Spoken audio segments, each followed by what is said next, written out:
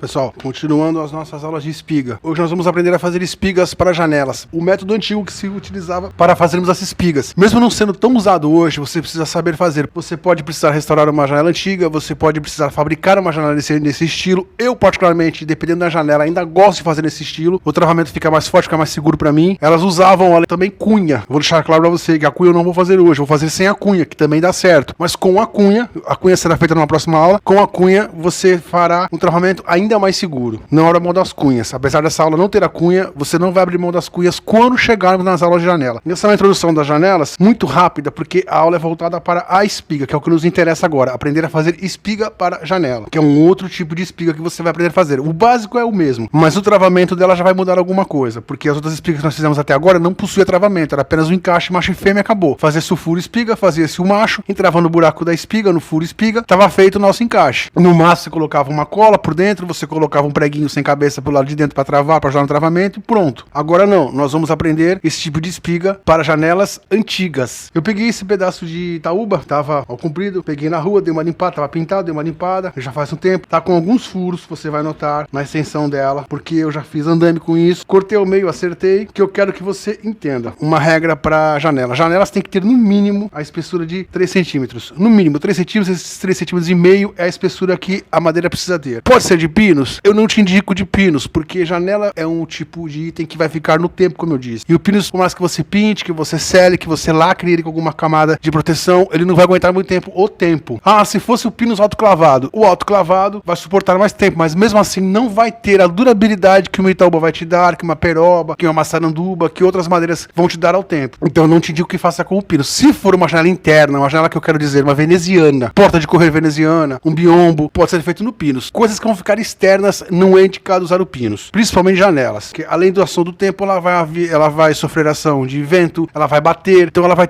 receber muitos tipos de ações contra a madeira, físicas e de tempo. Então ela tem que ter no mínimo 3 centímetros a 3,5. Você pode cortar um caibro e tirar esses 3 centímetros na serra, você pode cortar de uma viga. Geralmente na largura, eu já fiz janelas com 5,5, com 6,5, com 6,8, com 7 centímetros, com 8 centímetros de largura. Essa peça lateral é chamada de montante. Tanto um montante para janelas, que aqui vão as venezianas, como os montantes de porta. Porta já é um outro esquema, tem que ser mais largo. A janela, se ela for muito alta, ela vai requerer uma largura maior, 8, 9 centímetros, dependendo do que você vai precisar. Se ela for uma janela padrão, 1,20 m, 1 metro, 5,5 tá ótimo. Ela vai suportar bem o peso, não vai te dar problema. 5,5, se estiver na dúvida, faz com 6 a largura. Como eu sempre digo, é melhor errar em excesso do que errar por falta. Principalmente se você vai vender. Se você faz para você e ela quebra ou dá algum problema, você tem como consertar. Se você vende, você é responsável. Então é melhor fazer mais larga para ter uma certeza que o produto é bom. Além de usar uma madeira de qualidade, é claro. Passamos por essa rápida introdução às janelas, voltando, que você vai aprender isso mais à frente com mais conteúdo, com mais detalhes, voltando para o foco de hoje, que são as espigas. Eu vou unir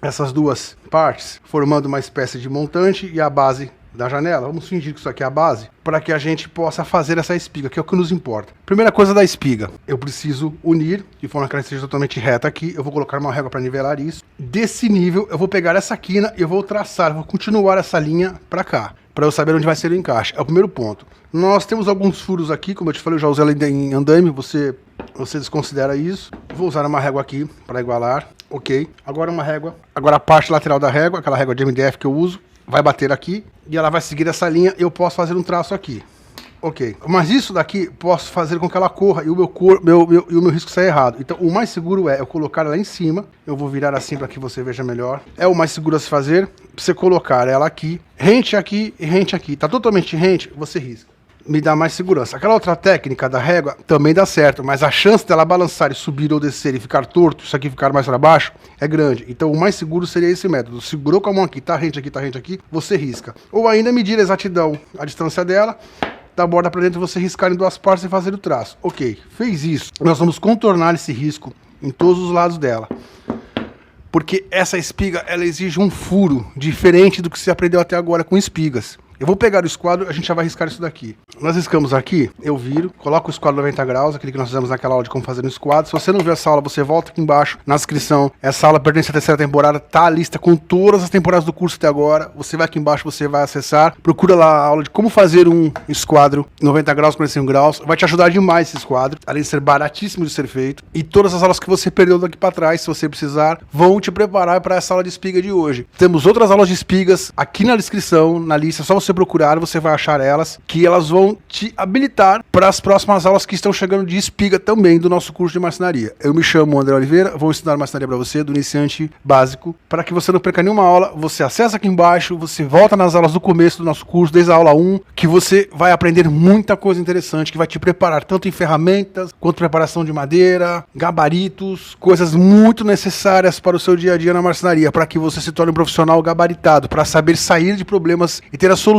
para cada problema que você vai encontrar pela frente. Bom, voltando ao nosso esquadro, eu já risquei esse lado. Agora eu risco esse, coloco ele aqui. Eu gosto de fazer aquele tracinho para me guiar. Coloco ele rente seguindo aquela linha. E eu vou dar a volta nele todo. Vou contornar com o esquadro. Sempre totalmente encostado. A lateral dela, na parte de baixo, está encostada nessa lateral aqui na parte de baixo. E eu posso riscar. Eu gosto de colocá-lo na mesa. Você vai colocar só na mesa. Eu estou segurando com a mão para que você veja melhor na câmera. Ok. Eu dei a volta nele todo. Ele está riscado. Ok. Esse risco aqui foi aquele errado que eu fiz, que eu te mostrei na hora que você posiciona a régua daquela outra forma, que pode acontecer isso, como aconteceu. Então essa daqui é a espessura exata da nossa madeira. Tá aqui. Então eu já sei que aqui é a área que vai ser feito o furo da minha espiga, a fêmea. Você se lembra, já aprendeu isso. Eu vou até escrever aqui fêmea, vou botar um F aqui para mim, para que eu saiba que isso aqui é a fêmea. Eu vou escrever aqui um M, depois a gente lixa isso. Isso aqui é só um exemplo, é madeira velha. Um M de macho, porque assim eu não me confundo. Agora eu vou fazer o mesmo risco, a mesma espessura desse lado, nessa de baixo. Mesmo esquema. Eu vou virar assim para que você veja melhor. Tem que estar rente aqui, tem que estar rente aqui. Tracei.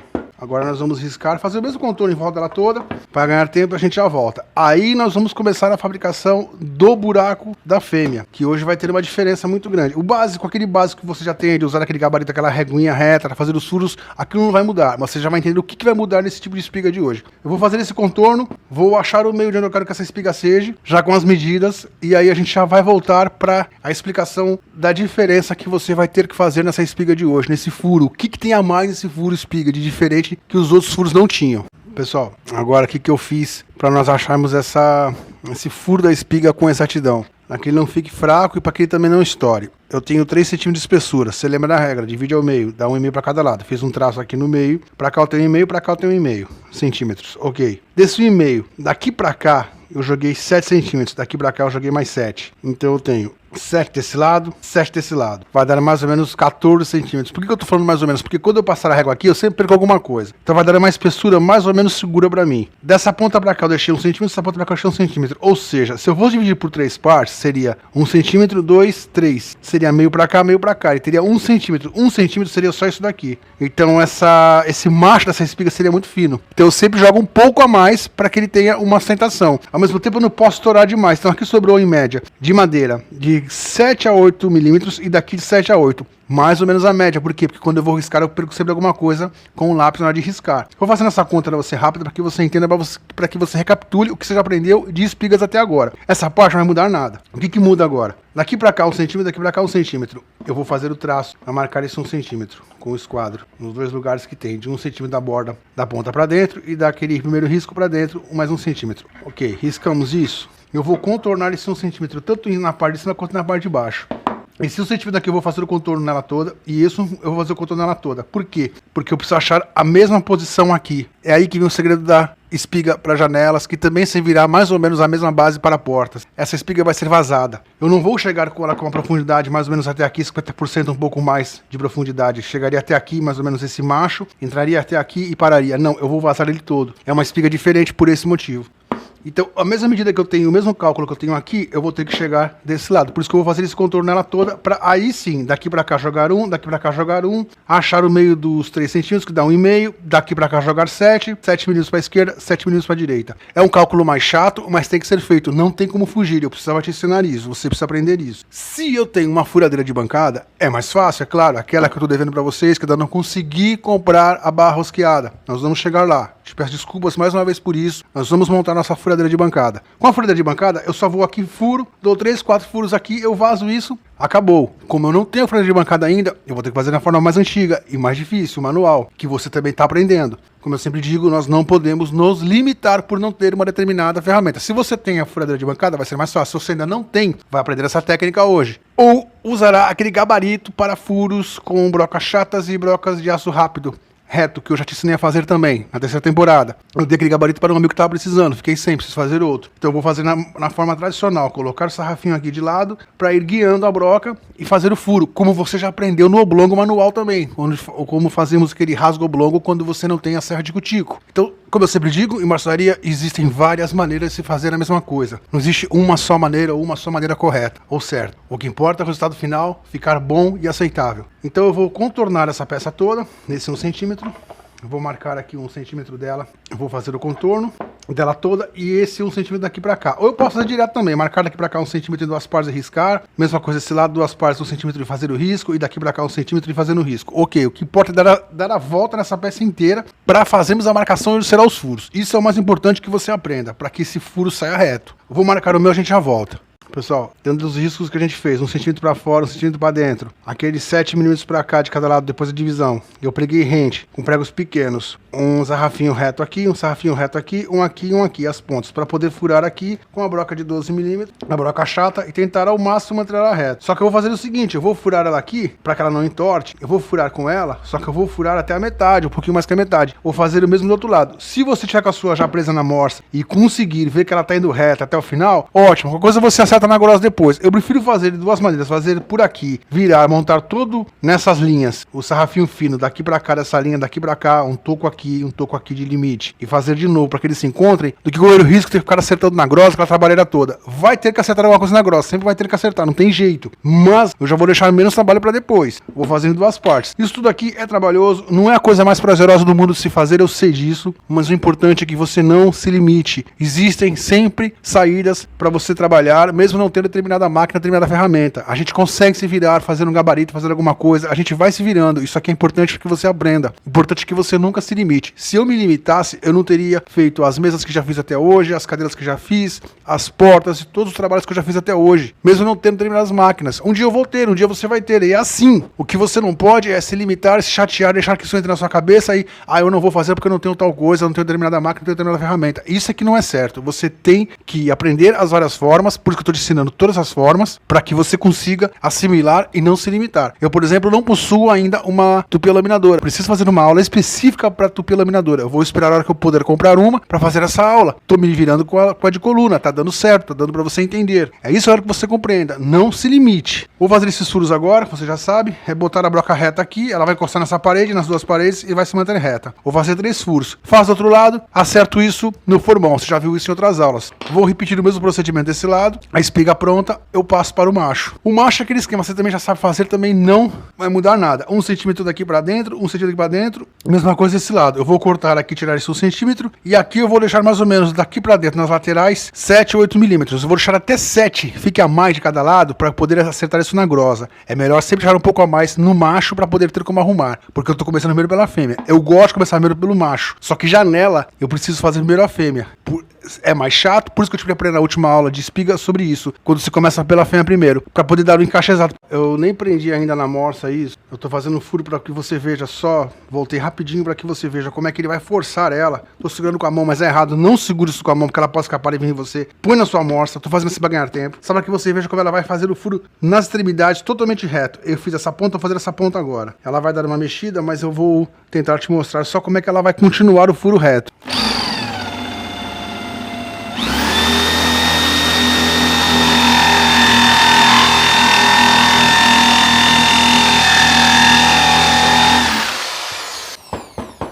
Você vê que é um gabarito muito simples, uma coisa muito rudimentar, mas que te ajuda demais. Agora eu posso tentar fazer do meio. Se eu não conseguir fazer do meio, com os 2 furos dos lados eu já consigo cortar esse meio com o formão. Eu já praticamente facilitei demais a minha vida. Vou fazer até metade esse, vou virar, vou colocar na morsa, fazer a mesma medição, o mesmo gabarito do outro lado para completar esse furo. Eu queria te mostrar isso antes de voltarmos para que você, nesse intervalo, para que você veja como é que um gabarito tão simples, uma coisa tão rudimentar pode facilitar toda a sua vida. Consegui fazer o furo do meio.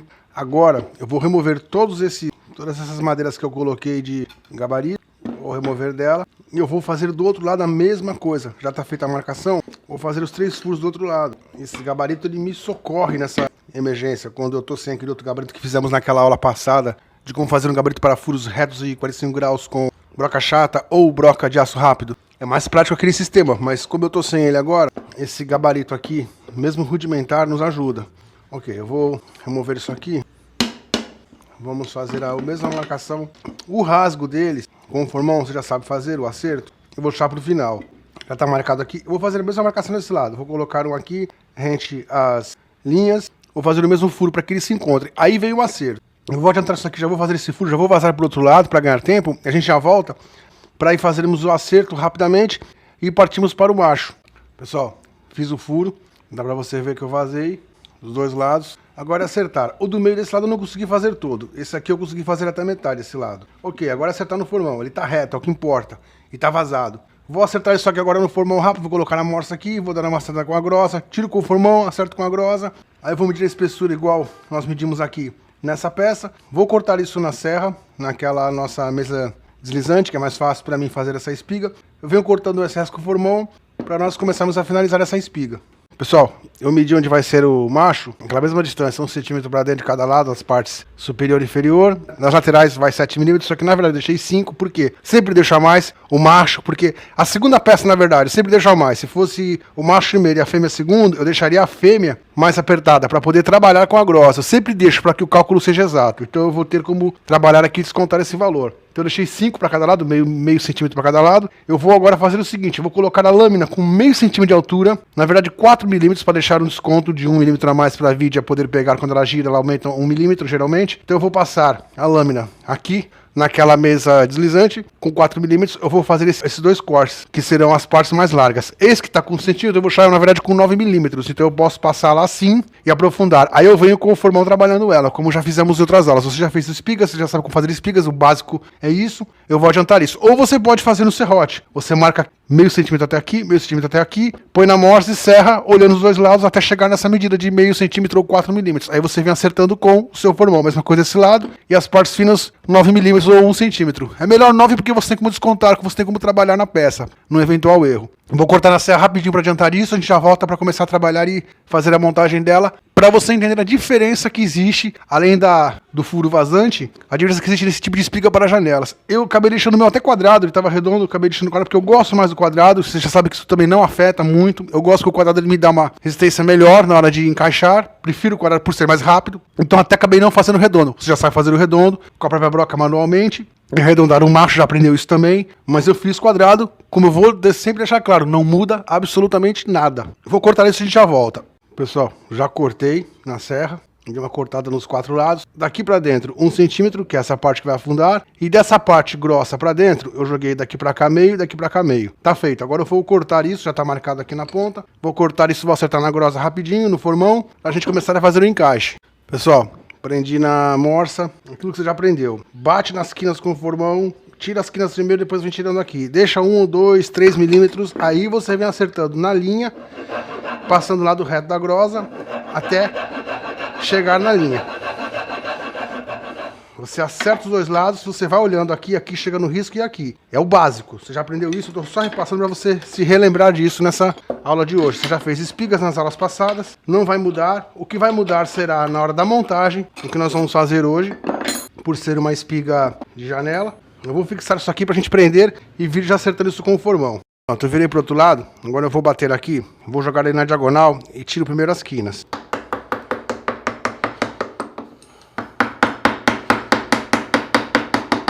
Lado chanfrado para baixo. Agora eu venho com ele aqui, mais ou menos 3 milímetros, removendo. Eu vou deixar alguma coisa ali, 2, 3 milímetros quando chegar perto da linha, para aí vir com a grossa. Eu só estou repassando isso para que você se relembre. Já fizemos isso em outras aulas.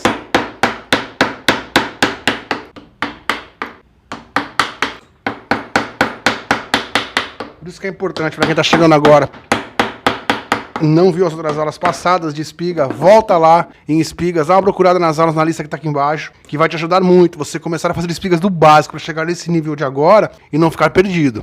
Eu vou terminar isso aqui na grosa agora, vou só acertar o lado reto da grosa virado, vou meter aqui, aqui, a linha e aqui, aí eu viro pro outro lado a finalizar as duas partes que faltam. Eu vou adiantar isso daqui pra gente não perder tempo, a aula não ficar muito longa, e nós já passamos para o teste. Pessoal, consegui terminar. Aqui tá com alguma saliênciazinha, vai ficar coisa de 1 milímetro faltando. Nem vou acertar agora para ganhar tempo, porque o que importa agora é que você entenda como ela é feita. É aquele básico que você já sabe. O que demora mais, na verdade, na espiga é acertar o macho, a espiga em si. Ou o furo, no caso, se você começar pelo macho. A segunda peça feita, sempre ela que vai dar mais trabalho. Você tem que ir devagar com ela, acertando e testando. Por isso que eu nem mostrei essa parte, como você já viu essa parte em outras aulas, eu preferi não mostrar pra gente não esticar demais essa aula. Ok, vou fazer o encaixe dela aqui.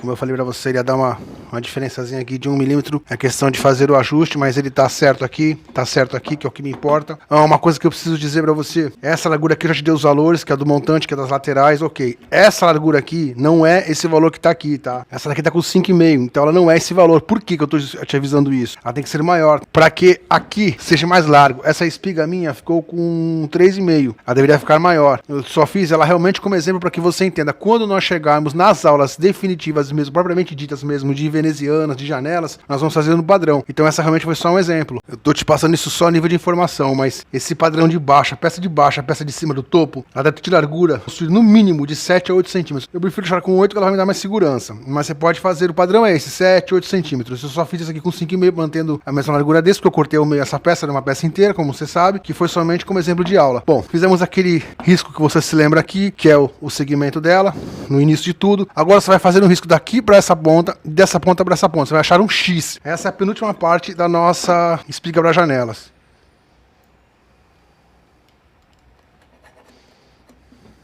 Ok, eu vou traçar um X daqui para cá, um traço daqui para cá, um traço daqui para cá, desse lado agora, formando um X. Por que eu fiz esse X? Aqui é exatamente o centro. Aqui eu vou fazer um furo com uma 3/8, aquela de 10 milímetros, uma broca. Pode ser broca chata, pode ser a broca normal. Você vai fazer esse furo aqui e a mesma coisa desse lado. Faz os dois lados. Se você não tiver a furadeira de bancada, faz os dois lados o X, faz metade do furo de um lado e metade do outro, porque dá mais certo do que fazer direto, ele pode ficar torto. E nós vamos agora usar um item, que é o que vai finalizar essa nossa espiga, esse encaixe de janela, que hoje em dia não é mais utilizado. Eu, particularmente, ainda uso, tá? Mas eu vou fazer o furo primeiro para te explicar isso. Pessoal, fazer esse furo aqui, até iniciei ele com a broca 3/8, vou fazer até metade, depois eu viro e faço outra metade.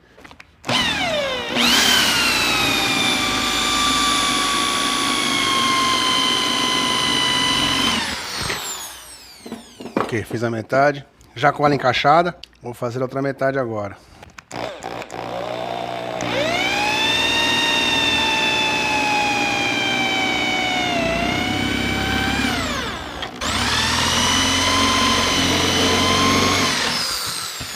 Ok, as duas partes se encontraram. Pessoal, cortei uma tira de Itaúba, da mesma cor. Tem que ser da mesma madeira, senão vai dar defeito na cor. Antigamente, tu usava muito portas e janelas pintadas. Então não tinha problema que fosse de outra cor. Depois começou a se usar muito verniz. Essa moda do verniz foi pegando mais força. Hoje se usa muita janela envernizada. Se você optar por esse travamento, é um tarugo de travamento, na verdade, você tem que usar a mesma madeira. Por exemplo, se a janela for feita, isso vai ser, eu vou repetir isso no futuro quando chegarmos nas janelas, mas só pra você entender agora. Se a janela for de Itaúba, o toco tem que ser de Itaúba. Se a janela for de peroba, esse toco tem que ser de peroba, para poder manter a mesma cor. Isso é essencial. Cortei uma ripa, mais ou menos com 11, 12 centímetros de largura. Quebrei as quinas com a grosa, não tem muita dificuldade. É só passar a grosa de lado. Você sabe fazer esse arredondamento e quebrar a quina até com a plana, você já aprendeu isso nas aulas anteriores. Você dá uma arredondada de leve, que ele entra com pressão. Se você tiver aquela cola mais forte, aquela cola mais famosa, aquela cola que é a prova d'água, melhor. Dá um pingo aqui, dá uma melada boa aqui, coloca esse pino aqui dentro com essa cola. Se não, vai ter que ser a branca mesmo que você tiver. É melhor com cola do que sem cola. Mas o que vai mandar aqui, na verdade, é a pressão. Ele vai entrar com uma pressão, não demasiadamente, não uma pressão exagerada, mas uma certa pressão, para que ele não saia com facilidade. Isso aqui, na verdade, é um travamento. É um tarugo, um toco. Isso aqui não é uma cavilha, então ele pode ser liso, não tem problema nenhum, mas ele tem que entrar com uma pressão. Você já aprendeu isso naquela aula de cavilhas, a diferença de um toco para uma cavilha, mas ele tem que entrar com pressão. Então eu vou colocá-lo aqui e vou testando.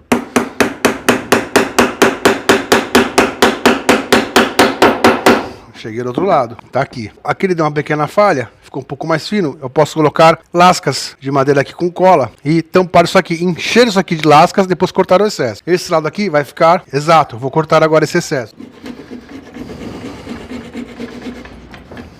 O pó com cola aqui não vai dar certo, a não ser que você usasse uma cola à prova d'água, porque, como eu já te falei, janela é uma coisa, é um item que vai receber a ação do tempo. Ficou um pouquinho saliente, agora você acerta isso na grosa.